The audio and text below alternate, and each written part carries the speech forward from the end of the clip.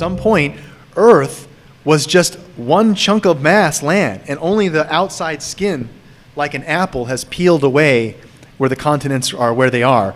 But even today, we can see that the continents fit together. At one point, we were just a chunk of land. One landmass, all the other side being water. Well, that's a pretty interesting analogy because that's exactly how the Sumerians describe the creation of our planet.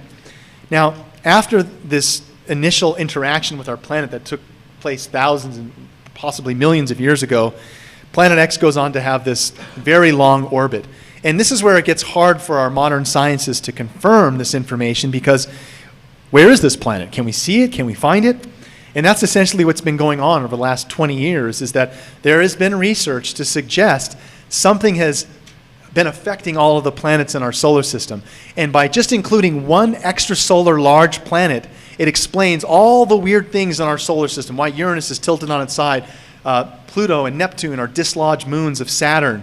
All of these things that we can't explain are now starting to come into light through the media, where we're looking beyond Pluto and using all of our space-based telescopes to start to determine, is there another planet a part of our solar system? Unfortunately, in doing that, they demoted Pluto, which I don't agree with, but that's fine.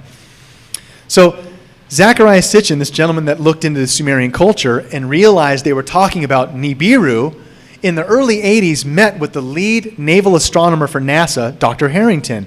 And coincidentally, his model for NASA explained that just by including one planet, now you can see his orbit goes in three-dimensional space. So his is going up.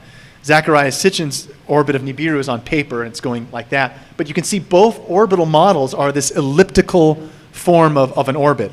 So the ancients were basically telling what our science is now confirming, that there's very possibly some other large planet that's attached to our solar system. We haven't been able to confirm that yet, and a lot of questions arise as to if there is this large planet and it loops around our sun, well, what's causing it to loop back? What's out there that it's possibly looping around to come back towards us? And that has raised a lot of questions. But clearly the science suggests that there is another planet out there.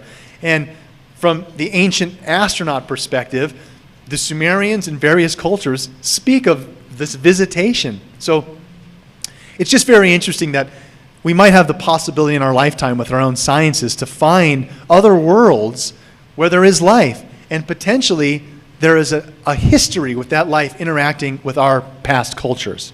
Now, the types of telescopes and things that we have available to us are amazing. And this is one of the latest telescopes that we have out there, Certif. It was just renamed to Spitzer after a gentleman that died, a famous astronomer. But you can see here that what this telescope is able to do is use advanced infrared heat signatures, where before the visible range of light we could see is up there. Using infrared, we're now able to see so much more data. All of those little bright spots that you see are suns with possible other worlds around them. So a lot more data that we're able to start to extrapolate from the tools that we have. And to think that, you know, an extrasolar planet, or the idea of this is a weird, far-fetched idea. This was something that just aired on the Discovery Channel recently, where they said, oh, let's come out with a new hypothesis for how the moon was created.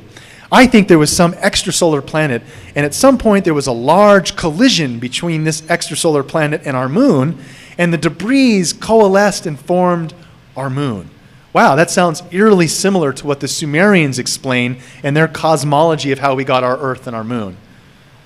So it's very interesting that some of the, again, the things that are explained by some of these ancient cultures, as our science learns things, it's almost like we're just being retold things that our ancient man already knew, and we're explaining it to us in their own limited understandings of technology. Now, a lot of people have heard this idea of Planet X, and that in the past it could have caused a great flood, and you know, is it going to come back around and it's going to kill us? Or people are taking webcam pictures now thinking they see Planet X. I just want to show a little bit of math to understand that the threat of Planet X is probably very nil. You can see that, again, the solar system's been around for about 4.7 billion years. Nibiru has an orbit of 3,600 years. It only goes around our sun once every 3,600 years.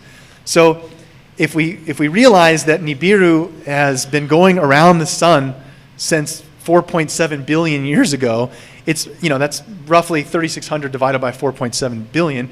You're looking at over 1 million times Nibiru has completed an orbit around the sun.